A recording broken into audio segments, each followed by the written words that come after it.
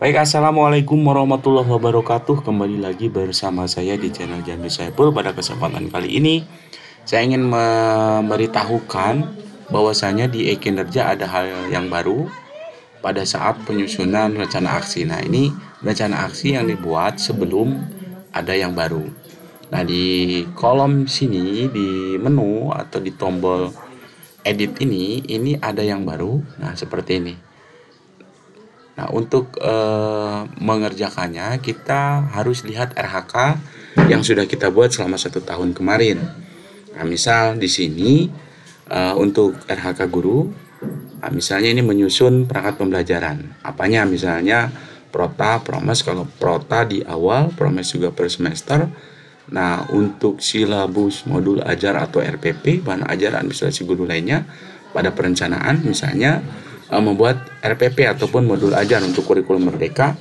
Misal pada bulan itu, nah di sini menyusun dokumen ini bisa disingkat saja langsung ke poinnya. Misalnya menyusun dokumen perangkat guru yang dituliskan di sini misal hanya modul ajar misalnya atau RPP lah ya.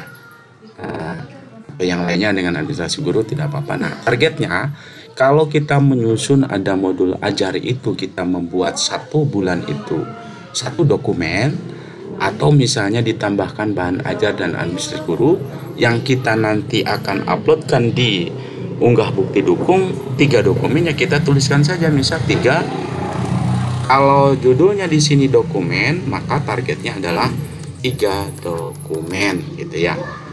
Oke, simpan, kita klik OK. Nah, maka muncul seperti ini. Nah, ini yang terbaru ya, 3 dokumen. Begitupun yang ini.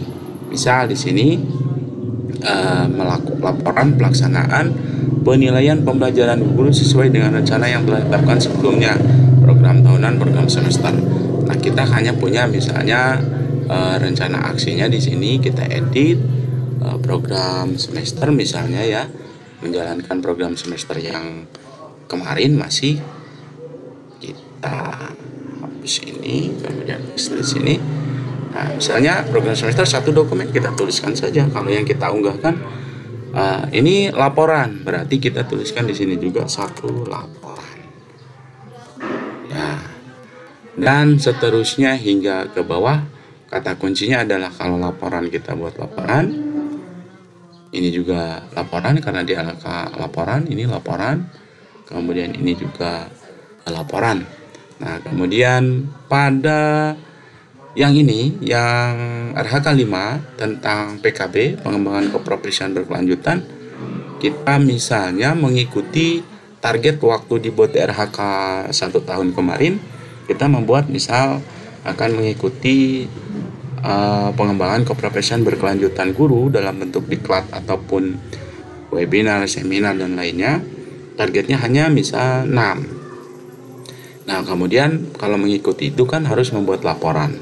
Maka di sini kita targetnya misalnya pada bulan berjalan ini kita buat kita mempunyai target 2 dokumen misal 2 laporan, maksudnya 2 laporan. Kita tuliskan saja 2 laporan.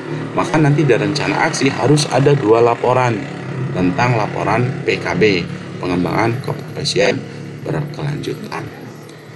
Kalau PKB terisi ini, maka biasanya kalau setelah mengikuti kegiatan itu ada sertifikat. Maka di sini pun ada 2 dokumen sertifikat yang kita unggah.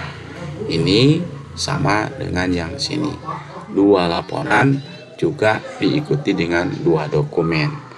Nah, kemudian untuk yang organisasi keprofesian, misalnya PGRI, apa yang kita upload misalnya mengikuti kegiatan HGN ataupun kegiatan PGRI lainnya, kita tuliskan misalnya 2, karena ini dokumen kita tuliskan 2 dokumen.